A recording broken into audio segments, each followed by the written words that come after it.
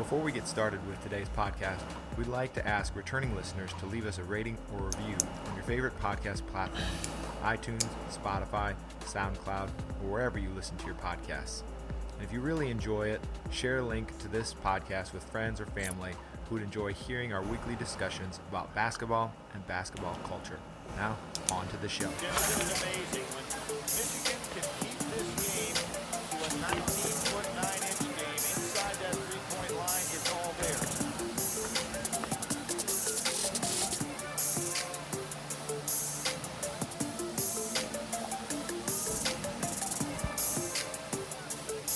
Nice move by Steve Fisher here.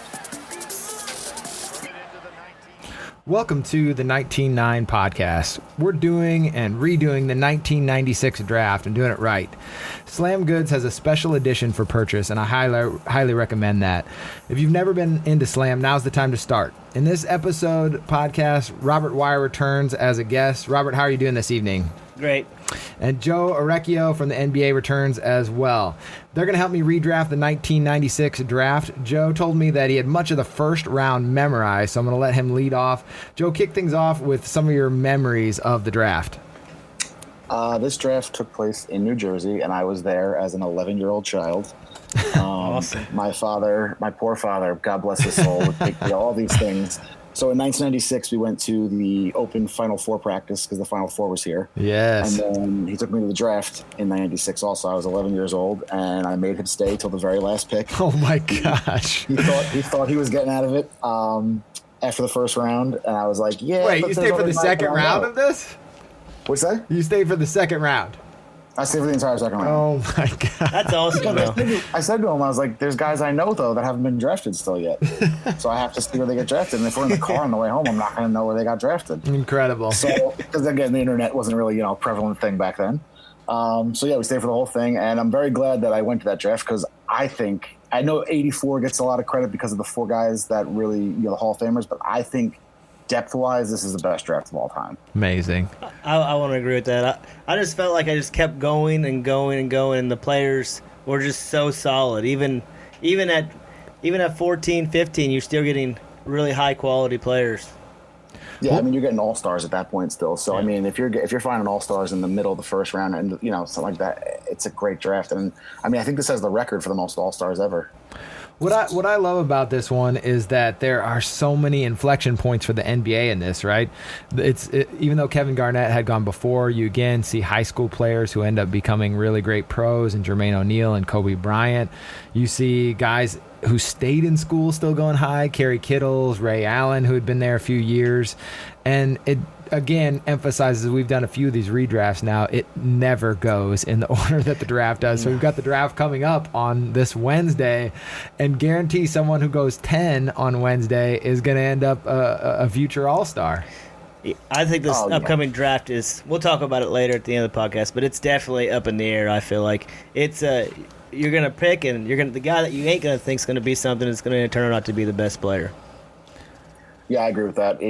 This draft is interesting just because there's a couple guys at the top who have superstar potential, but nobody's a lock to be a superstar. But I also think it's a pretty deep draft. There's a lot of talent in it. So let me see. It'll be interesting on Wednesday.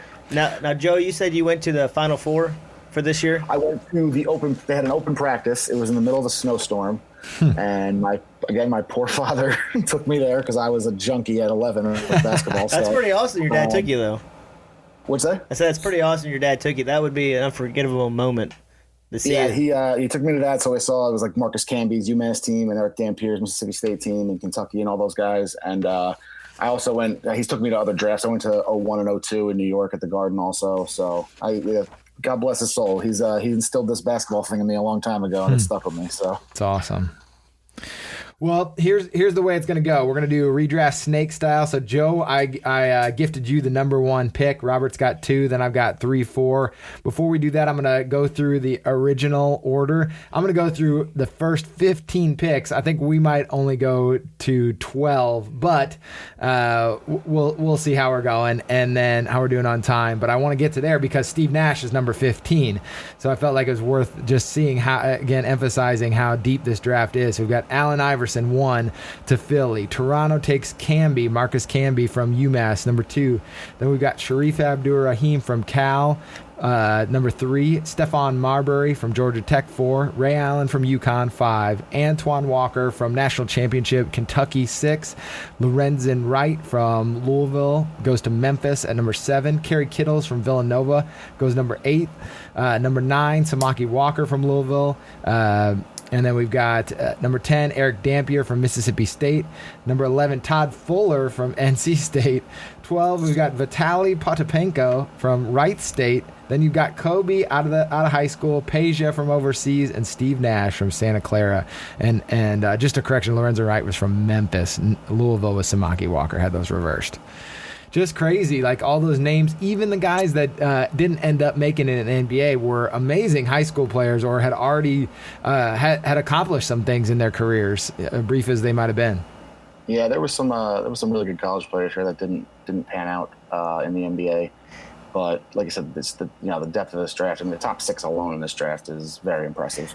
Now you said you're really into the draft. Why didn't John Wallace go earlier in this draft? I mean, he had an unbelievable run there in the tournament. I mean, it was barely unstoppable.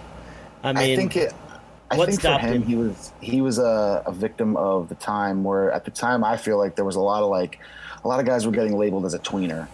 Because at that point in the NBA, it was like if you weren't big enough to play power forward, you weren't small enough to be a small forward. I think in today's NBA, a guy like John Wallace would actually get drafted higher because at 6'8", he can play either forward spot. So in today's NBA, they'd be like, great, you're a stretch 4 now. You know what I mean? Like he'd fit better, I think, his game. I think back then, I saw it a couple years later with Antoine Jameson too, who was National Player of the Year, and he still went 4th overall, but they were like, well, we don't know what position he's going to play. Kind of. Right. You know what I mean? Like, that's how his career played out. Yeah, but nowadays I think it doesn't really matter so much where they're just like, are you a good basketball player? Like, we'll find a spot for you, kind of. And everyone plays small anyway, so it doesn't really matter. Let's just say that John Wallace, even if he didn't make it in the NBA, he looked great in those 1999 Syracuse shorts. He did. He did too. That was an amazing run. If I'm a Syracuse fan, I don't care about his NBA career. He gave me all that I wanted in that Syracuse time. Hey, some guys are just college guys, and That's he right. definitely destroyed that. I can say that about Calvert Cheney, right? Like, there's just some guys who even if he they had have a better career he did, than but I'm John just Wallace. saying, like, you would never remember him for his NBA career. You remember him as an IU player. Yeah, agreed. But that's why they have a college basketball Hall of Fame, though, right? Right. Exactly. Agreed. All right, Joe, you got the first pick. This is going to set the tone for everybody else. I think Bobby and I are both anticipating with our list. Like, where are you going to go with this? I already know. This is an easy one for me. So fun fact about this draft: Toronto and Vancouver weren't allowed to have the number 1 pick because they were new expansion teams. Ooh, I didn't know that. Vancouver technically won the lottery this year. Interesting. And Philly came in second, so Philly was given the number 1 pick. Okay. In a redraft, it's an easy call, obviously, because Philly kid Kobe Bryant would be my number 1 pick, and I think it was clearly the best player out of this draft. Robert? No, I mean, I figured he was going to go that way, and it's really, I mean, we had our podcast and we talked about Kobe and Nash, and I picked Nash personally if I was going to start a team and I wanted somebody to be the leader. Not that Kobe was. I said in the podcast that Kobe was by far the better player overall. I just felt like you were Nash worried about was him the going better to Philly, leader. though. You were like, yeah, I was worried. The Philly fans, I felt like I didn't know how Kobe would react. High them school coming kid. on him all the time. Like he had a lot of help in the Lakers, and they succeeded pretty early. How would he have took failure because he wouldn't have had anybody around him? I agree with that. I do agree that Philly was a bad organization at that point. They were not a good team. So I do agree with that. When he went to the Lakers, he had Eddie Jones, he had Shaq, and he had all these guys that were pretty Rick Fox, and he had talented players around him. But I just think if I'm doing a redraft and I'm being honest with myself, he's one of the 10 greatest players of all time. So it's hard for me to pick anyone but him at that spot. No, I mean, like I said, it's not for debate that Kobe's unbelievable. It's just if I was a GM, that's who I would have took. It was tough. I mean, that debate between Kobe and Nash. The reason that we debated it is that I think that it's worth thinking about, just because Kobe's personality, this is one of those things that doesn't get weighed into. And I just saw there was a guy for the Kevin Porter who plays for the Cavaliers, who tremendously talented kid, got dropped in the draft because of some character issues, just got arrested for some character-related things. It's not that you can't overcome those, but it is something that should factor in. You can't not think about it, especially if you know the entirety of a player's career. And you need to at least think about it and give you pause. Like, you're going to have to deal with all that stuff. Yeah, I agree with that. I just think Kobe's problem is the same problem as Jordan, and to a lesser extent, it's the same problem as Jimmy Butler. They play a certain way, do it my way, I want to win, or get out of my way. Definitely. And that's just how they are, and like that's why a lot of these guys win though, is because they're like that. And like, I mean, in The Last Dance, Will Produce says about Jordan, like, yeah, was he a bad teammate sometimes? Yeah, but in reality, he's a great teammate because he would be hard on us and he would question us and he would. So I guess if that's Kobe's flaw, it's like, you live with it if you're going to win, basically. For sure. All right, that gives it to Robert. This is going to be key for me as well because I've already got my 3-4 picks unless he throws me for a curveball here. I really feel like Aaron totally set this up because he knew that I really was – these two players just really – I could pick either one of them, to be completely honest. I love Iverson. I love Dash. So I really don't want to pick either one of them, but I have to pick one. So I would pick Iverson. That's just I love Iverson. I know what I'm going to get right off the bat. I know he can handle a bad situation because he did it in Philly, so he's going to an expansion team. I feel like that wouldn't bother him. You're going to get, 24 points a game right off the bat. Steve Nash, I just don't know if he could have adjusted with that bad of a team right off the bat. And I feel like he got a lot of help being under Kidd and KJ, and I don't know if he develops the same if he goes to a horrible team and has to play with that team. So I'm going to take Iverson just for the track record. He did it in Philly, so I feel like he could do it again. Iverson, just one of the most exciting players. I mean, I hate to give Bill Simmons more credit because he gets plenty of credit already, but he talks about like who you going to pick for your season tickets. Which players are you circling on there? And even if I don't know that Iverson is the guy that's going to make you win a championship or win the most games, we had the debate about Ray Allen and him. He is 100% in this draft the player that I want to see the most. Like, I just loved watching Allen Iverson play at Georgetown in those unbelievable Georgetown outfits. 99 also available. Robert wore those to pick up ball. Looked awesome in those, even as an old man. I right? loved them. Maybe that's why I had to go with him. That's right. I mean, I almost went and bought the Jordans that he wore in college, but my foot's pretty messed up. I was like, well, if I buy them for $130 and it don't work, I can't take that chance. But just an unbelievable, like spectacular player, especially just like a small guy, just like Curry, something about him. I love watching little guys who can excel in what is a big man's league. And I feel like I've said before, I think he just got a bad rap. I mean, he did some bad, he wasn't the perfect player role model, but because of when he came in and how he changed the culture, I think he got a lot more than like somebody that would came out today.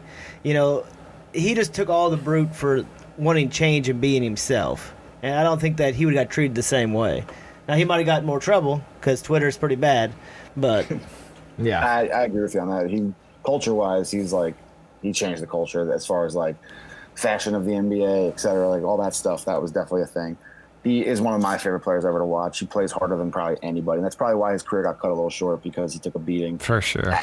To me, he's the greatest 6 foot and under player I've ever seen. Whoa, over Isaiah Thomas. I think he's a more electric player. As much as I love Isaiah, remember, I love Isaiah. I think Isaiah is a little underrated sometimes in the grand scheme. Me too.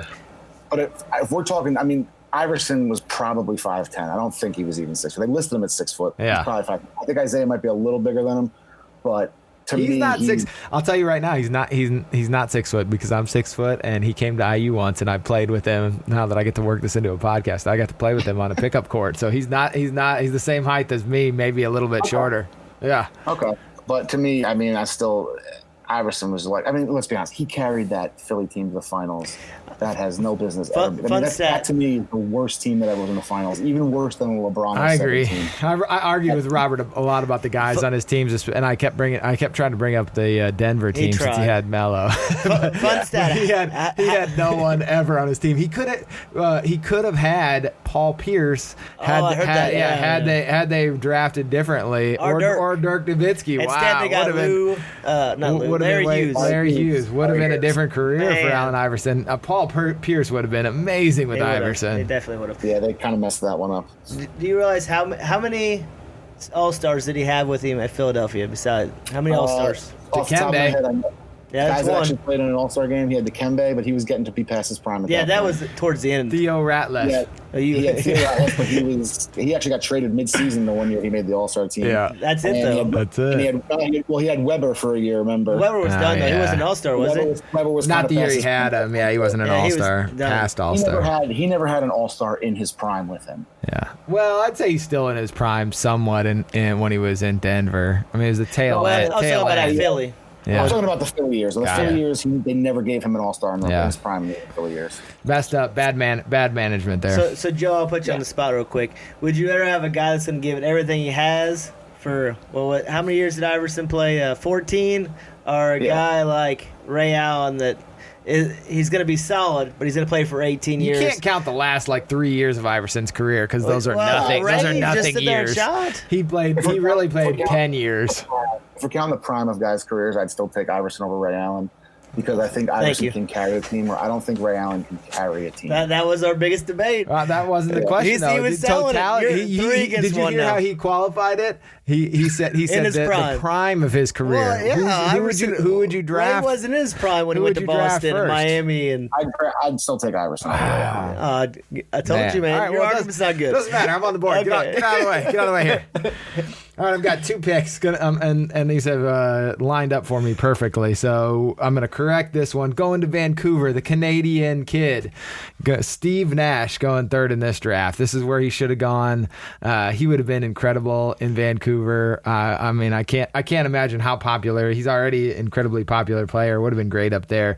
Obviously, would have had to overcome some things. I think Robert hit on some things that were helpful to him earlier in his career, but I think they would have loved him in Canada, and I think he's a transcendent player wherever he goes. Just his basketball mind is incredible. Okay, so I'm sorry. I love Steve Nash, but I do think in the grand scheme, Steve Nash is a little overrated. Whoa, hot take. I did not see that coming. I'll tell you why. Why? Go ahead. If you look at all the great point guards in the NBA history, right, and you say, okay, I think we all agree Magic's probably the best point guard of all time, right? I do. And we could say Steph Curry's getting up there now. If not in the top 2, he's right there, right? Is he a point guard? Steph Curry's a point guard. He is a point guard. He plays the point his position is point guard. I would argue with that. I wouldn't put him in my top 5 point guards because I think he's a 2 guard. He's the second. As far as I'm concerned, he's the second greatest point guard of all. Keep going. But what I'm saying is, those guys, and you see all the MVPs they have, you can be like, okay, I get it. For some reason, to me, Steve Nash with back-to-back MVPs just doesn't fit. And the reason I say that is because as good as he was before he went to Phoenix that second time, and he was an all-star and he's a good player, I think we're seeing it now too with Harden. Playing in D'Antoni's system inflates your numbers and inflates your worth a little bit. And he couldn't play a lick of defense. That's just a fact. I mean, again, he's great. I wouldn't put him in my top 4 point guards of all time probably, though.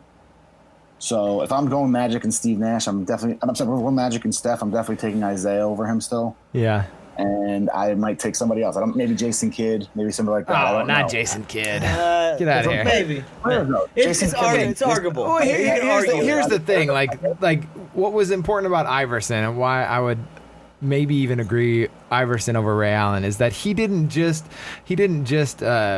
an amazing player. He also redefined the way that basketball was played, and that's I think the thing that tips in Nash's favor is that he's not just an amazing point guard, didn't just win MVPs and do all this stuff. He changed the way the fundamental structure of professional basketball in the United States. Like that has to matter on some level too. Okay. Like I know D'Antoni had something to do with that, but certainly Nash had a lot to do with it too. Like he doesn't do it without Nash. I'll challenge that a little bit though too, because it's like, okay, I think maybe D'Antoni's system had more to do with that than Nash. Yeah, but he can't do it without Nash. Like it's not if Joe Johnson was running that, he's not going to do it. You have to have Nash to do it. Could you argue plugging somebody else in there and having the same success? You could, but it still has to be a transcendent player. I think it worked with James Harden or Russell Westbrook or somebody like that too. But I'm saying Steve Nash he's still a great player. He's one of the greatest of all time, no question. I just think that there are other point guards that I would probably take over him. Stephon Marbury, he's in this draft, available still. No, I would not take him. well, Joe, In high school, that's- I don't disagree. I don't disagree with you, Joe. But I mean, would you have not took him third in the draft? I mean, in hindsight, yes. In this scenario, yes. But Okay. what I'm saying, I just think in the grand scheme of like the greatest players of all time, the greatest point guards of all time, I don't have him in my top Yeah, I'm not 4. taking him over Curry or Johnson or. I mean, Yeah. I have to think Johnson about it. I walking mean, on Kidd something. is arguable. I mean, Kidd was really good for a long time. Not he over couldn't Nash. shoot. Couldn't shoot. I ain't taking it. But he did everything else. He could rebound, play better defense. Yeah, he was It's a kind of trouble a machine. yeah. All right. Get out of my way. I got the fourth pick. Too. Minnesota, one of my favorite college players. Milwaukee made this pick. Milwaukee does, but he's going to Minnesota, right? I'm going with Ray Allen. Unbelievable. Like I had so much fun talking about this guy. I still believe that I would take him over Iverson. I'm going to throw it in there one more time because I just feel like he's so easy to build around. He is the perfect player to build a team around. It can be a number one, is not always a number one, comfortable being a number two or even a number three. Going to be a knockdown shooter. Looked amazing in those UConn shorts, and then later in all his other stuff in those Jordans. One of the OG Jordan brand guys, always wearing those Jordans. If he would have been with KG in Minnesota, I think they would have won a championship because he's willing. He doesn't have that mentality that Marbury did, where I've got to be a number one guy. So he's an amazing number two with KG, and I just think he proved that later in his career with KG. So I think this is the perfect spot for him. Yeah, I agree with you on that. I mean, I can't argue. He's a fourth. Go ahead, sorry, Joe. One of the top 3 shooters of all time, probably. So I can't really argue with you on that. I'm not going to argue with the number 4th pick. Now, did you read about in that Slam magazine what he said about what fueled him? No. That they said that he was the most likely to be. What was the word they used? It's basically forgotten. Fade into obscurity. Fade into obscurity. Yeah. That actually motivated him to work harder. Yeah, Slam's got this, like, do you remember, did you read Slams back in the day, Joe? Oh, yeah. Yeah, of course. Okay. So So they had this, like, roster of things that they would pick, like who's going to collect too many splinters, et cetera, and they picked Ray Allen for who's going to fade into obscurity, and he read it and was actually, like, one of the things that made him mad and was like, I'm going to prove these guys wrong. They said that he wouldn't talk to Slam for years Yeah, I mean, until he got I older, agree. and then he realized, hey, they actually helped me. That's what you need to do as a pro athlete. You have to perceive those slights as real things towards your life. Yeah, some guys just take that as motivation. Other guys will cry about it. But yeah, Ray Allen's the kind of guy that will take that and turn it into a great NBA career. For sure. Good pick, Eric. All right, who's up? I'm next. All right. Now, the next pick, I had it was out of 2 players, and I am a big Pacer fan. So Oh boy, here we go. It tilted me to Jermaine O'Neal. I know that some people don't like Jermaine, but Jermaine in his prime was one of the best big men in the league at the time. Like it's unarguable. Like for about a 6-year stretch there, he was just unbelievable. I mean, he didn't win MVP, but he was like 4th or 5th one year in the voting. I mean, he was a 3-time All-NBA. I mean, one series he averaged like 27 points, 16 rebounds, and like 3 blocks. I mean, I think it speaks for itself. Was he the number one? He was number one. Yeah, he was the number one guy. Yeah, definitely. On the Pacers, unbelievably, Wow. yes. Reggie took a back seat and said, "Jermaine, this is your team." Joe, what do you Reggie think? You think he was the number one on that? On that team, the team that won 62 games or whatever it was, yeah, he had MVP votes that year. He was 2nd team All NBA. I'm not saying that he wasn't their best player. I'm saying, like, can you have a guy that is not, there are teams today that have guys like this that are like Embiid. Like, he is clearly like their best player, but he's not their number one because at the end of the game, you can't necessarily just give it to him, and because he's going to get double teamed, have to kick it out, or can't bring it up the court. You can't even get it to him. Like, those guys are tough because even though they're your best player, they're not necessarily a number one like Kobe, or even maybe some of the other guys in this draft. But I'll defend Jermaine O'Neal a little bit because I do think people forget how good he was for that stretch. And in fairness to him a little bit, the best chance they had to win a title was ruined because that team coming back the next year when the brawl happened and Artest was playing out of his mind at the start of the season, that team had a real shot to win a title. Like, they were really, really good. And that was their best shot. He was the best player on a team that was a title contender. again, if you're building a team now, yeah, ideally he's not my guy to my number one guy, but he had a very good career, especially considering for a guy who sat for 4 years in Portland and did nothing because they just wouldn't let him off the bench coming out of high school, to turn himself into what he turned himself into. I'm a big fan of Jermaine O'Neal as a player. I really was. He told a story about how the last year he was at Portland, they promised him if he signed an extension, he was going to get I think it was around 20 minutes a game or something. And the final series they lost, I think he played 7 minutes in the series or something. And he said he just looked at, I can't remember who he looked at and said, "This is it for me, I'm out." And he traded ended up becoming, awesome. He ended up going to the Pacers, winning most improved player at one point. He was a good player, man. Robert and I talked about that Pacers team. So you mentioned that they were title contenders, and I've heard that from a few times now, thinking back on that team, and I'm just not convinced that they were mentally tough enough to win, because I think that winning a championship requires a team and a leader to be mentally tough enough to get through to the finals. Like even Giannis, we talked about this before the bubble. I think it's so important. I think Giannis is the best player in the NBA, but he wasn't the leader that the Bucks needed to get through, to get past Miami or get past Jimmy Butler or whoever they needed to get past. And I think that O'Neal is the same way. And certainly that year Ron Artest wasn't, because they're running into the stands and doing just stuff that they have to have somebody on the team that is either, whether it's the coach, the players, whoever, that is able to not control is the wrong word, but to be able to shine, or point in the direction that's the end goal, and I don't know that Pacers team had it. Okay, so I agree with you, Ron Artest. Ron Artest at that point in his life was a crazy person. That's just the way it was. Great player, but his mind was not. Well, he is bipolar. I think Jermaine O'Neal, though, was a mentally tough player. I think him, Steven Jackson, all those guys wouldn't have ran into the stands ever unless they had to go up there and defend Ron Artest, who did it, obviously.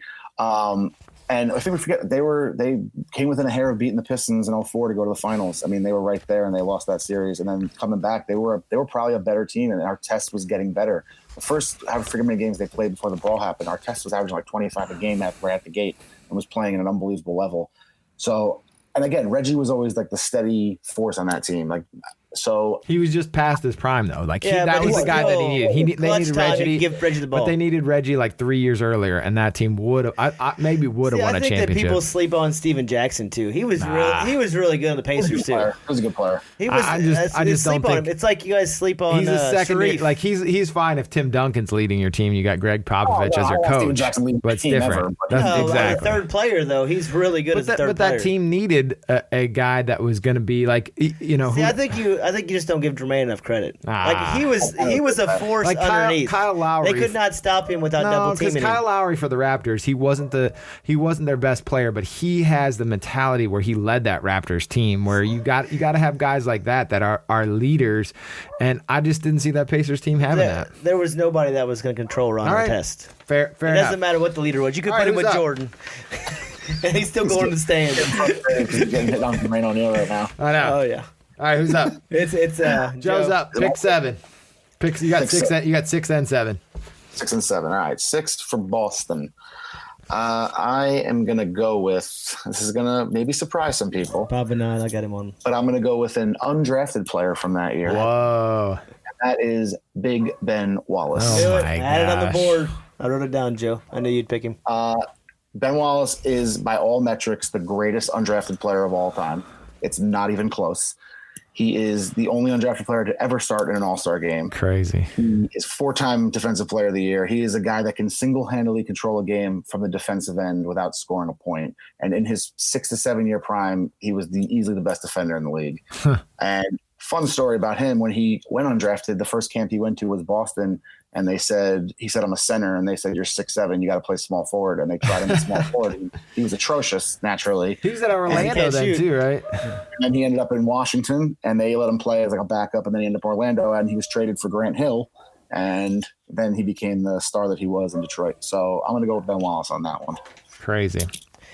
I mean, did you take any calculation in that he'd have to play in today? Or are you just thinking Ben Wallace 1996? Because does he even get on the court in 2020? Ben Wallace does he work in 2020? He works better because he was smaller and he was playing against Shaq in 2004. Really? I think I agree with He's Joe an on the point. offensive zero, though. He couldn't Like, do anything offensively. He was less than so nothing. good defensively. Like, he couldn't hit a free throw. He can't even, like, dunk. Like, he didn't do anything.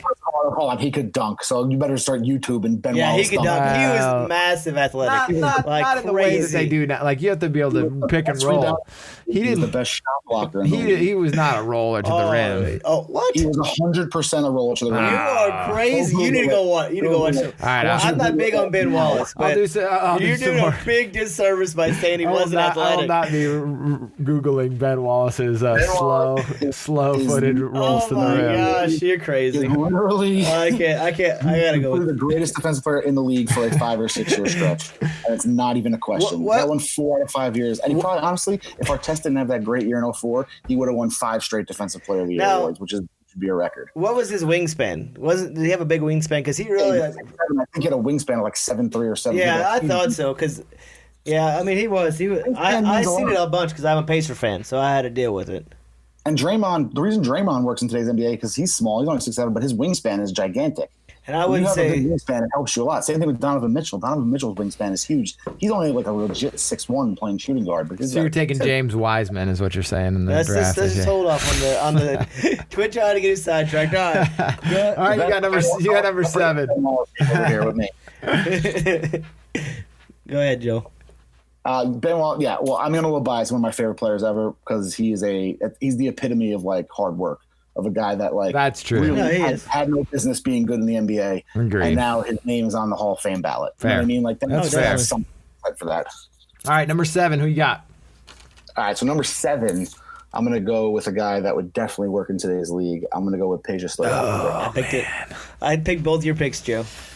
I love Peja, man. I think I he's love underrated. Peja. And He's in so today's big NBA, too. Like I love a big, like a giant guy. Like he was legit huge. I saw him. I went to an NBA game and saw him. That guy was absolute giant. Like he's 6'10", like just huge. He would be awesome. In today's NBA, they'd probably stick him at the stretch 4, but I mean, like he reminds me for today's NBA comparison. I mean, I think he was better than this guy, obviously, but he reminds me like Gallinari, like 6'10", he can shoot. Yeah. And in today's NBA, I think they'd stick him at the stretch 4, and he'd be a real problem for everybody to deal with. I looked at his years. Did he smoke cigarettes or what? Like he only played. He played less years than Allen Iverson. Yeah, what, but what he happened? played overseas a lot, right? Like, yeah, he did, but not. He wasn't like an old guy. He wasn't like Pablo Prigioni coming over at 33 or anything. Yeah, he still was kind of young when he came over, but I mean, he was just one of those guys. Like, some guys have longevity, other guys have a nice, 7-8 year run, and then that's it. And I think, remember, he won a championship with Dallas on that Dirk team. He was coming off the bench on that team. Yep. He was on one of the Hornets Chris Paul teams that was really good. Yep. So I mean, he still had a very, very good career. He did. He was in that same year when O'Neal was in the MVP conversation. He was in that same. Right. That same I can remember. I think it was they traded Artest for him. Oh, really? To the Pacers, and I think I was just ecstatic. Right, I was right. so excited about Peja coming over because he was really good. And I mean, he was okay. He was okay with the Pacers. I mean, he wasn't Peja from the Kings, and that might just have been because the style of basketball was different, from the Pacers and the Kings. But he was transitioning to like the bench role at that point. Yeah. You guys kind of caught him at the tail end there, because then after that he went to a bunch of different teams as a bench player and was successful as a bench player, but he was never the same. Never the same. All right, number 8. I'm excited because I'm still getting all the guys that I wanted in this draft. So I've got Stephon Marbury. I absolutely love this guy in college. I thought he was amazing at Georgia Tech. If you haven't seen it, the Slam guys, PRC, put out a documentary. I think, Robert, you've watched it, right? A kid from Coney Island. Yeah, I watched it. I've seen it. He has this kind of amazing, career, even though I don't think that his NBA career panned out the way that the trajectory started. Like, it started out like a rocket ship, looking like he'd be similar to Allen Iverson. But just didn't, he had some, I guess, maybe some personal troubles and just some things that the pressures of New York City maybe overwhelmed him. But he went over to China and had kind of an interesting finish to his career and is an absolute legend over there, which is just a weird thing about like life as, professional sports life in general, because we only tend to value certain things. But it certainly means something to be able to go to the largest country on the planet and have your statue up and be a legend there. Like that should matter on some level too, even for the Hall of Fame in the United States. Like it just is, it means that he's shaped the way that people see basketball across the globe. I mean, I feel like his story is a lot, what fans don't look at. Like we look at the skill and, what they're bringing to the table, playmaking and all that. We don't look at, like, personal stuff, right? Like their actual family life and where they came from. So, like, with him, I think it was just too much being by himself that really hurt him in Minnesota. He was so used to having this big family around him. And I think besides China was a little bit less of a competition, a little bit lower scale than the NBA, he said it was more like a family. And he fit back in, Now, I think if it wasn't for KG getting all that money, that if they would have stayed together, I think that he would end up being... It looked at him differently, He, in my eyes, he's no Ray Allen, but no, not he could. You definitely stuttered me there. I think that he was like the next step point guard. Like Iverson, really, he wasn't really a passer. Where Marbury was a passer. He had the whole game. If he could have just kept his mind straight, the sky was the limit for this guy, especially with KG. Like I feel like they might have had a chance to win a championship if they would have stayed together long enough. And I mean, the guy played, 13 years in the NBA, and everybody act like he didn't do anything. He still averaged 19.3 points and 7.6 assists. I mean, it wasn't like he was just some bench player, So definitely, I agree with that. Stephon Marbury is a guy that should have had a better career than he did. He had a very good NBA career. Like, he was an all-star twice. He had a good career. Should have been better than he was because he had the talent to be better than he was. His head, he got in his own way a lot of times, I feel like. Well, how do you weigh, though, in the international part? Because it's funny when we think of Manu Ginobili, you weigh that in. You're like, oh, Ginobili had this amazing career in Argentina. Like, why do we not weigh in Marbury's China career? He went to China, and he was far and away better than every single person there. That's just a fact. Jimmer Fredette was dropping 100 points in games over there. Jimmer Fredette. Yeah, he's just better than everybody in China. That's just the way it is. If he went to Europe, Marbury would have been really good. I don't think he would have been dominating the way he did in China. That's just my take on it. What about in Argentina? I mean, probably not as much as he did in China. I think Argentina probably has better competition also. I mean, China's only produced a couple NBA players. You know what I mean? So that's fair. So I don't know. I mean, I've always loved Stephon Marbury. When I was a kid, again, same year, 95, went to the first Jimmy V Classic, which that was in New Jersey, and UMass versus Georgia Tech. And it was very nice to a mushroom cut 11-year-old kid gave me an autograph. So yes. I got a special place in my heart for Stephon Marbury. Love it. All right, Robert, you're up. You got 9 and 10. All right. Now, I watched a little bit of the original draft, and this guy would have been who Rick Pitino thought should have been the number 1 pick. Wow. And that's Marcus Camby. That's who I'm taking for my pick. All right, I love it. At number 9. UMass, too. I love that UMass team. Like, that team made a run. Like, he was incredible on that team. He had, like, 30 points in some of those games. And Robert and I argued a bunch about this. Like, why wasn't he a better offensive player in the NBA? Because he wasn't in college like just a defensive player, but that's kind of what he became in the NBA. He had, like, the whole package in college. I don't know why sometimes it translates into the NBA and sometimes it doesn't. Maybe it was just a situational thing. Like when he got to New York, there was, Spreewell and Larry Johnson, and you got Patrick Ewing, so he just settled for being the 4th best player on the team. He wasn't worried about scoring, and then he got used to it. I mean, I don't know why he never blossomed more with the points, but, I mean, he was the National Player of the Year. I mean, the guy was unbelievable at defense. I mean, you talk about Win Wallace. If there was a guy that you could arguably say that he was right up there with Ben Wallace as far as defense, it would definitely be Marcus Camby. I mean, he won. People talk about this draft as like, he actually never made an All-Star team, but there was a couple years where Marcus Camby could have made an All-Star team. Yeah, it was Defensive Player of the Year. Like he was really good defensively. But yeah, his offensive game, I mean, some guys, I remember going into the 96 draft, there was talk if Tim Duncan was going to come out or not as a sophomore. And the talk was like, who would you take, Camby or Duncan? I mean, obviously now in hindsight, where Tim Duncan's one of the probably 10 greatest players of all time. He's in my Marcus top 5. Camby was like a really good defender. But Marcus Camby, that UMass team was cool, man. With Calipari as the coach, like they were cool. Young Calipari. Dan Dingle and all these guys. It's a great team. Good call out, Dan Dingle. Oh, I love Dan Dingle. I know, yeah, great name. All right, Robert, you're still up. Oh, I got another one. Yep, you got number 10. All right, now this guy, I feel like he just fell to the wrong teams, and I think he just didn't get enough credit for how good he played. And that was Sharif Abdul-Rahim. I mean, I just feel like his career would have been totally different if he would have went to somebody that was a winner. I mean, he goes, where did he go? Vancouver? Vancouver. And he was stuck there for like 5 years? And I mean, they just started. You don't think he's horrible. just Zach LaVine, big man Zach LaVine? Yeah, but Zach LaVine as the number 10 pick is probably a pretty good pick in this draft. Well, as a Bulls fan, I'm upset about that. Well, I mean, we don't know what Zach LaVine's going to finish out to be. I mean, if he stays where he's at right now for 10 years, then you're talking differently about it. I mean, if he stays where he's at, never making the playoffs, he's exactly Sharif Abdul-Rahim. But it was not just his fault. I mean, he went to not a horrible organization. He went to an organization that just started, and then he was traded to the Hawks.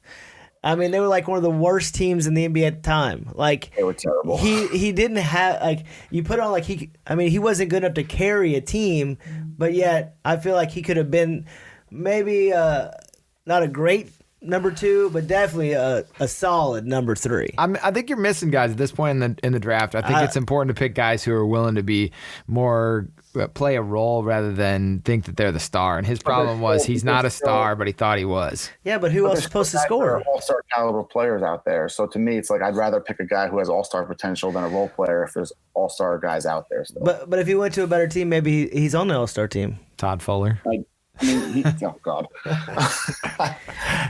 That's just my opinion. I think Sharif Abdul-Rahim, same thing, like victim of bad teams, guy that was always going to put up big numbers on a bad team, and he would put up good numbers on a good team. But his problem was his first 2 teams he played for were pretty bad, and by the time he got to be 30, he finally got on some teams that were decent, and he just wasn't as good anymore. Yeah, he had some knee issues, and that caught up with him. I think he had a 10, 11-year career maybe. So he had kind still of a short in the NBA. career, he's doing some really great stuff for the NBA still. So he's a lifer, absolutely. Super smart guy. So shout out to Sharif Abdul-Rahim.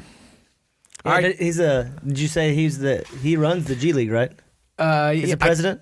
Yeah, he's like the president of the G Joe League. know better than me, yeah. I mean, that's pretty big, I agree. Yeah, he's done some good stuff after his career. All right, Joe, you're up with 11. I'm up with 11. So 11 would be for Golden State. They took Todd Fuller originally, so no thanks on that. Oh, you sure? Vidali Podpeko, anyway? I'm going to go with a guy I'm sure you're not going to love.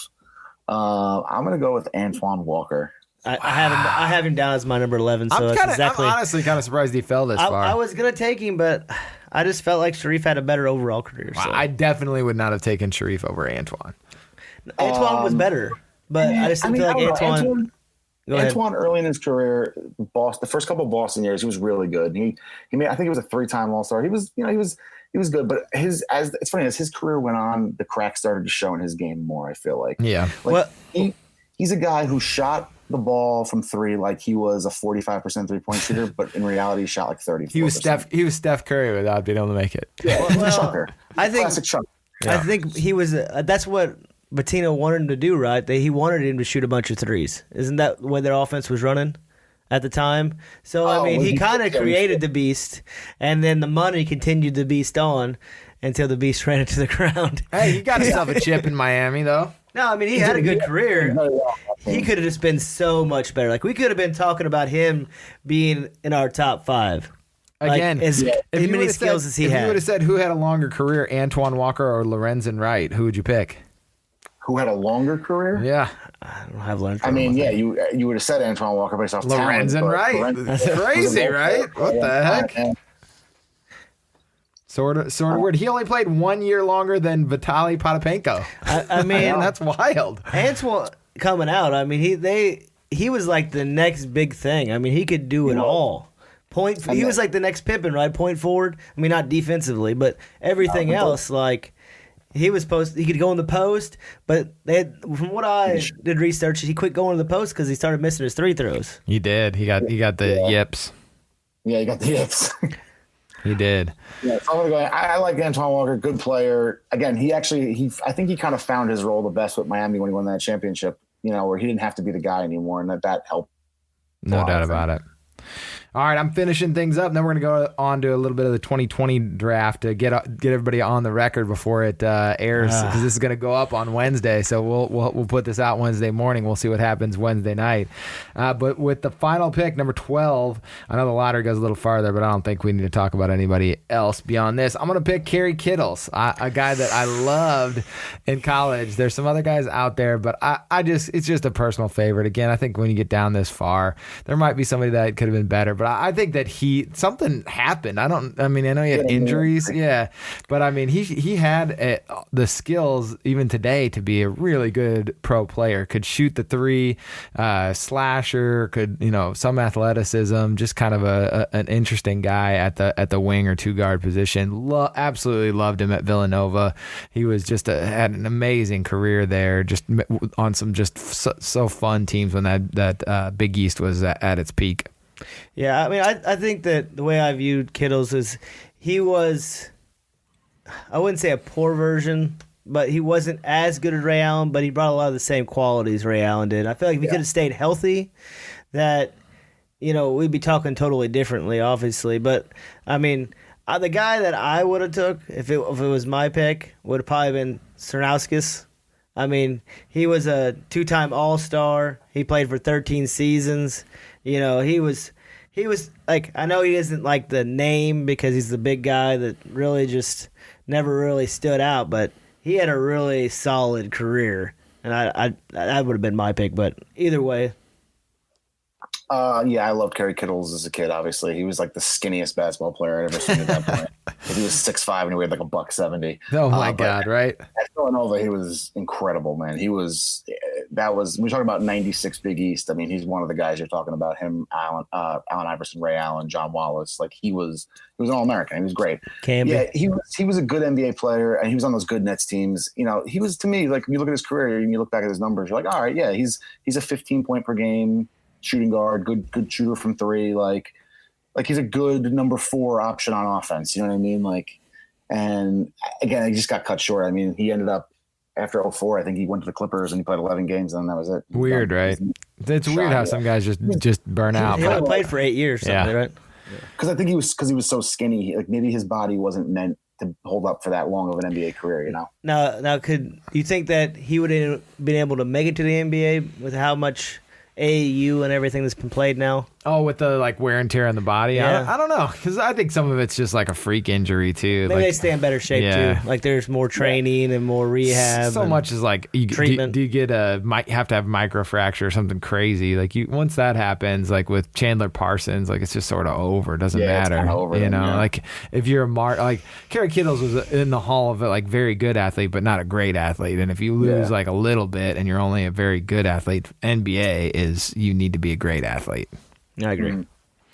All right, that's it for the 1996 redraft. I'll be curious to see what people think. But let's talk a little bit about the 2020 draft. It's coming up later this evening when this airs. So I want to go through just the top 5 picks. We can go just round robin on this quickly. We'll just go top 5 here because I don't think there's a ton of interest in this draft, which is weird because I think it's going to actually play an outsized role in the NBA going forward because there's so many potentials for trades, and if some of the bad teams stay bad, the next 2 drafts are really good, so they end up at the top of those drafts. So there's oddly like some things down the road that I think actually could matter that are maybe not obvious when you just look at the players in this draft. This is a weird draft because it's been pushed from June till now, obviously. No doubt. And again, like there's really good players at the top, but like none of them are a lock to be a superstar. I think they can be, but none of them are a lock. Now, Joe, do you think that the draft would have changed if people would have had in-person tryouts and stuff? Do you think that's really affected it? I feel for some of these kids who came out early, especially who were like thinking, "Oh, I'm going to get these in person." I mean, they got some in-person workouts, but like it wasn't the same. There was no combine. There was no like. A lot of it was done like, "Oh, he worked out and we filmed it, and then they can access it virtually." You know what I mean? Like, I think some of these kids are going to kind of suffer because of it, but it's really not about where you start. It's where you finish. And like, you could be a second round pick or undrafted. And we've seen it nowadays, especially I think more nowadays than ever, a lot of second round picks and undrafted guys that end up being pretty good NBA players. So now the exciting thing about this again is like the 2013 draft where you get guys like Anthony Bennett going number 1. You also have Giannis Antetokounmpo in that draft. So there's an opportunity that maybe someone later in this draft is better than we think, and we just are often making the mistake that happens in literally every draft where somebody like Steve Nash goes 15 and he's actually the third best player or second best player arguably in the draft. Well, yeah, I think you'll see that. I mean, it's like every draft. I always tell people get so excited about the draft. I say, guys, 50% of the guys you think are going to be great are going to be terrible, and 50% of the guys you think are going to be terrible are going to be great. It's just the way the draft goes. It's kind of funny how like all these guys get so hyped up, and then like like 2 weeks into the season, everyone like, hates oh, them. he is not going to be what we thought he was going to be. Where they were just like, oh my god, he's unbelievable. We don't even get Summer League though this year to trash them. Yeah, I think it's going to be worse for these guys, right? Yeah, like, because they're going straight into the league. Like it's going to be get real for them real quick. Like a month later, they're going to get an abbreviated training camp, and then it's like, good luck. So LaMelo Ball, here you go. Yeah, he's going to be in trouble. It's the Twitter culture nowadays. You better be good right away, and if you're not, we just throw you out like trash. But then I love is that though when the guy does become good, they try to jump back on the bandwagon. Oh yeah, you got to get back on. All right. No. I'm a firm believer. If you jump off the bandwagon, you can't come back. It's over, right? All right, here we go. Minnesota with the number 1 pick. Who you got? I'll start with Robert first.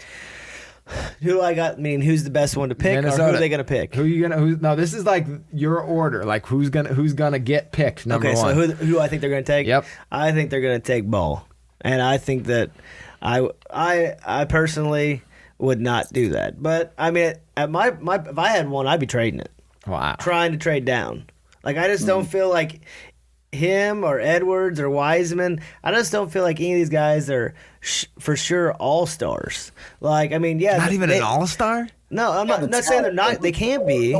I'm saying like they're not locked to be all-stars. Like they could be superstars, or they could be like not out of the league, but just role players within 4 years. Like I mean, like Wiseman, he could be awesome, or he could be the next Norland Norell.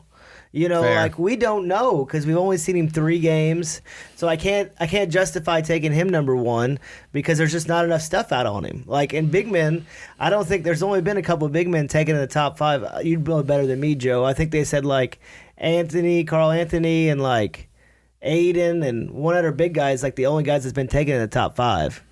Yeah, you're starting to see that trend change a lot. Where like it used to be always big guys in the top 5. It's not worth it. Because you can look at the Warriors. They threw Anthony in Davis, but Carl the Warriors won championships, and they threw in idea. McGee. Who's to say that Wiseman isn't McGee? Oh man, I don't McGee know. was good for a while there. He's super athletic. Wow. We don't know. Man, just trashing No, I'm James saying Wiseman. he could be a superstar, but we don't know. Just compare James Wiseman to JaVale McGee. That's on the record. Hey, at one point, JaVale McGee. I agree with him in one sense that none of these guys are a lock to be great players. Not JaVale McGee, though. Come on. No, I said we don't know if he's going to be like that. But I think he'll be, again, it's not a guarantee he's going to be an all-star. He's got the potential. I think part of the problem with these top 3 players in this draft is that 2 of them we didn't see much of. Like we saw Anthony Edwards for a full season in college. Well, who you got? Let's go back to you then, Joe. Who you got at number 1? I'd go Anthony Edwards. Ooh, why Edwards over Ball? Because I think he fits better next to D'Angelo Russell. D'Angelo Russell is more comfortable being a point guard with the ball in his hands. The problem is LaMelo Ball is more comfortable with the ball in his hands. Anthony Edwards can play off the ball. And Anthony Edwards, in a weird way, he reminds me of, again, like I'm not saying he's going to be him, but he reminds me in a little bit of Dwayne Wade. He's like a short, stout athlete who can jump out of the gym. And I think he could be a really good defender in the league. Played for Tom Green. Does he have the motor, though? Isn't that the knock on him? The motor? He's got that build to me. And again, I think D'Angelo Russell, from what I've seen of him, he played in Brooklyn. I've seen enough from him, like he likes being a point guard. He's a natural guy running the show. And I think that's what LaMelo Ball has to be. And I think now if you bring in LaMelo Ball, it's not going to fit next to D'Angelo Russell. Fair. I mean, don't you think Edwards is going to want the ball too, though? I don't know. Yeah, but he can play off. He can play off. Yeah, but we're talking like who wants the ball to run the offense. He doesn't have to have it. Like LaMelo to be effective has to have it, right? Yeah, that's my thing with him. He's got to have the ball. All right, Robert, what you got on at number 2, Golden State? Well, this goes back to my Wiseman debate. Are you trading this one too? I mean, I would, but I mean, he's trading everyone. Well, folks. no, I mean, I think personally, I think that Obi Toppin would be better for them. Oh, he's wow. ready right away, and I think for their chance to win a championship, he can't play any defense though.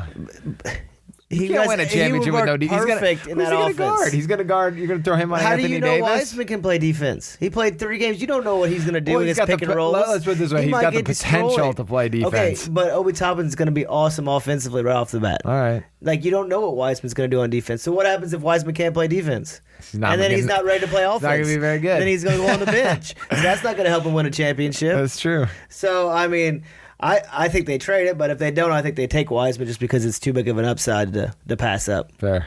All right, Joe, who you got at 2? 3. If they keep the pick, I think Wiseman also, because they don't have, he doesn't have to be great right away. There's no pressure on him, and they need a center more than anything. They have every other position is set on that team pretty much, right? Your starting lineup is set at 1 through 4 right now. Fair. So to me, you need a little size. He's young. He's got a great upside. It's very similar in the way that you can bring him along the same way that the Spurs brought Kawhi along. Here, you're going to be part of our team and part of the solution, but you don't have to be the guy yet. And then when all these guys are starting to age out now, if you develop correctly, you'll be the guy. This will be your team then. Same way they did with, Duncan was getting old, Parker was getting old, Ginobili was getting old, Kawhi was coming along, and then all of a sudden it was Kawhi's team a couple of years later when everybody was gone. And I feel like the Warriors have an opportunity to do that here, to plug Weissman in. What does he got to do? His rookie year, get a double-double, get 10 and 10? He could do that. That's all he got to do. That's all we're going to ask of him. I mean, you're being very kind to him, comparing him to Kawhi Leonard. So you think he's going to be solid defensively, Joe? Not Kawhi Leonard. He's brought along like Kawhi Leonard. I just had to put that in there. So, the question is, do you think? I appreciate you correcting me. I'm glad you picked up on that. You think he'd come in day one and play defense like Kawhi? He can block shots. I've seen him. He can. But I'm talking about pick and roll. Like, that's the hardest thing for big men, right? He's a good athlete. They said Robert's got very Obi good. Toppin out there. Well, I mean, I do like Obi too. I just think I'd take him later. That's what I'd trade down and get him. All right, number 3, Robert, what you got? At number 3, well, if I took Ball first, then I'd be taking Edwards. Okay. At number 3, So you're taking Edwards there. Yeah. He feels like a Jordan type guy. I just heard a story that Jordan went and watched him work out too. So athletic guy, seems like a 2-guard, fits the mold. I would say Jordan's probably hoping he comes down. Yeah, I think he'd probably be fun. have him then Ball and deal with all that. They might be trying to trade for Westbrook anyways. Could he play next to Westbrook? Oh, and side note, do you think that Jordan would go ahead and play Ball's dad 1-on-1 then? For sure, 100%. Please. Do you think they'd put that on pay-per-view? No, that'd be better than The Last Dance. I would definitely pay for that. Sorry. Go ahead though. What were you gonna say? I think that's perfect. Joe, who you got at 3? Well, considering who I took with the other 2, I'm going to go LaMelo here. And I actually you think you guys both think he's top 3? That's because I've heard some people think he's sliding. Well, I just think his upside. That too, but man, I'll tell you, potential wise, we're talking about today's league and what people value. We're talking about a 6'8" point guard here who's a great ball handler, and if he ever learns to really shoot, he could be a real problem in this league. I think the biggest knock on him too right now is he's never played defense. Yeah, he's like one of the worst defensive players in the league he played in. I think the knock on him too is the reputation his father has brought along with him also. Definitely. But Lonzo's a pretty good NBA player. He's not a superstar, but he's like a good NBA player. And the father's been talking all these guys up for all these years now. And I think some people are a little wary because of Lonzo maybe, and they're wary because of the way his father acts. But LaMelo he's got a lot of talent, man. He has a chance. And what Charlotte needs more than anything is a superstar, because Charlotte has no superstars whatsoever. All right. They don't. So I would, if he's available, I'd take him. It's worth the shot. All right, my Bulls. You guys better be nice to them. Who do you got, Robert, at number 4 for my Bulls? That is it. Danai, the guy. Denny Ajiba. Yeah, that's who I got. I think that I just watched some stuff on him. I mean, you can only know so much. I mean, but from what I think that the upside he can bring, I think the Bulls have to take him. He's big. He'd fit right into the Bulls lineup. Line, yeah. I just feel like he has more of an upside. I would take Obi, but I think he fits for the Bulls. I think that Obi's gone at this point in years. No, I said that I took Wiseman. Oh, okay. I said that I would think that Obi would be better. Got it. Fit for their team, but they'll take Wiseman. Okay. So I got Danny. All right. Joe, who you got for my Bulls? I'm actually going to go with the kid from USC, Okongwu. Okay. I heard he's moving up. Even with the Bulls front line that they already have, are you trading one of those guys? Well, no. So I like Lauri Markkanen at the 4. I think he's in a good spot at the 4. I like Wendell Carter, but he's been banged up a lot his first 2 years. And this kid's got a chance to be like a premier shot blocker, rebounder in this league. Okay, he's very talented. So the upside on him, I think, is really good. good. And I mean, look, a lot of times in the NBA draft, you draft and you just figure it out. You know what I mean? Well, I know Tyrese Halliburton because this is one of the things that I always get frustrated about in the draft. So there's nobody that's a clear favorite in this draft. You know, Halliburton is not going to be a bad player. Like, yes, maybe he doesn't become a multi-time All-Star. Could he be Mike Conley though?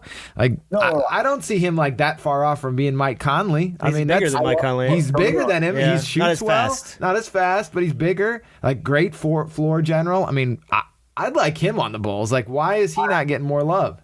I agree with you. I love Tyrese Halliburton as a player, and I think whoever drafts him, I'm kind of hoping the Knicks end up with him because I think he'd be like, Knicks fans will be upset because they don't know who he is, but like I've seen him play enough to know like he's really talented. But I think you just drafted Kobe White. You still have Zach LaVine. Like, how many guards are you going to add to this mix? You know what I mean? Like, to me, it's like I just don't know. If you guys didn't have Kobe White, I would be like, oh, okay, yeah, Halliburton makes total sense. But you're going to stunt Kobe White's kind of growth if you bring a guy in who's like the exact same thing, a big point guard. You know what I mean? Right. Now, just as a point we just made is that there's only been so many people drafting top 5 that are big men, and now we just drafted 2. So what about the guy from Auburn, the small forward with the incredible wingspan? They said that he's moving up the draft pretty fast. Is what I've heard. Yeah, so he's a 3-and-D potential guy, but like a better 3, not just like a standard 3-and-D, but like that's his game kind of. But people have also thrown out the Kawhi Leonard comparison to him. Well, they said in college they only shot like 19% against him on average. People think he's going to be like a really like a top level defender. Again, but he could be that, or he could be Stanley Johnson. You know what I mean? Like, he's a real like boomer bust kind of player. And in fact, I think a lot of these guys in this draft are boomer bust guys. Yeah, there's going to be a lot of bust in this draft. All right, Joe. There's in every draft. Who you got 5, exactly. Joe? All right, number 5, Joe. Who you got? Obi Toppin, Cleveland. That's what I got too. Obi. Both of you I guys think got Obi Obi. Toppin makes the most sense for them. Yeah, he's ready. That's weird though too, because again they've got. Again, I'm going to go back to Halliburton. Why are they not taking Halliburton? Like, they've already got Kevin Love, they've already got Larry Nance, they've already got Andre Drummond. Like, how is he even going to play? Tristan Thompson's going to be gone. Yeah, I think they're going to end up trading Kevin Love. And they just invested 2 lottery picks in Colin Sexton and Darius Garland. Yeah, but this is how you get in trouble in the NBA. This is like you're like, well, we've invested in these guys, but neither of those guys are good. Like, I mean, maybe Sexton's okay, but the other guy was horrible last year. Garland was terrible last year. So Garland missed his entire college basketball season and was getting himself back into form last year. I'm sorry, I can't write a guy off who's 20 years old yet. I can't. No, I'm not writing him off. I'm just saying, like, you don't pass up on a guy that you think is really good. I just think Halliburton is like plug and play for a team that could use a guy like that. He's a floor general on a team that is rudderless. But isn't that Obi Toppin though? But I think not with the guys getting him the ball that don't know what's going on. He's got Garland and Sexton who are just like out there doing their own thing. Maybe they're trying to trust the process. Oh my God! How'd that work out? Well, hey, I mean, they got some players. I guess. I mean, before that, they weren't doing anything. So that's true. So all right, guys. You guys both got Obi then at number 5. You didn't say anything. You just let us me and him do it. That's real nice of you. I'm similar to you guys. I just think I'm higher on Halliburton. I had him go. I would have picked him for the Bulls. Like, I love that guy. I think I would have put Denny up there in the top 5. I think that Killian Hayes and Patrick Williams also deserve some love up there, because I just think like because this draft is wild. I think you have to be willing to think outside of the box. Now you might end up with Anthony Bennett, which would stink, but no one really knows who's going to be good in this draft. Like, everyone has settled on a consensus for the top 5 or somewhat of a consensus, but it's not going to end up like that. So you have to trust your instinct and pick who you think is going to be the best player available, because you just don't know. Like, I know we're saying Anthony Edwards is going to be really good or LaMelo will be really good, but one of those guys is going to stink. I don't know which one, but I wouldn't say stink, or maybe both of them. I mean, this could be like the draft. Lonzo, and what's his name from the other year, who I can't even remember his name, went to Washington. Yeah, Markelle Fultz. They both stink. They went 1-2. Everyone was consensus like those are the best 2 players. They both stink. So it's possible that the top 3 in this draft are not any good, or that's why I said role players. That's why I kept saying trade down. Like I think that you got a shot. I mean, if you could pull off another draft pick for next year or something, but everyone's figured out that this draft isn't that good, and they don't want that to do that. It really so stinks for the Warriors, doesn't it? Because the Warriors could have possibly got somebody really good. Let's not be sad for the Warriors. Yeah, I'm not sad for the Warriors. I think they'll be okay. Can I make one quick prediction for this draft? Do it. Yeah. Is going to incense me probably. My prediction for this draft is that the 3 best senior guards in college basketball, Marcus Howard, Miles Powell, and Cassius Winston, will all go undrafted. Oh, my God. Say it ain't so. That's a mistake. Every year, those senior guards end up. And I saw Winston just draining threes in that video that I saw for him. He was just stroking threes. So I mean, the guy's going to be a pro. I know how the NBA draft goes nowadays, and I know when that second round comes around, those guys are going to get overlooked. They're probably better off anyways. Then they'll get to pick a team where they'll fit in. So it's not necessarily a bad thing for them.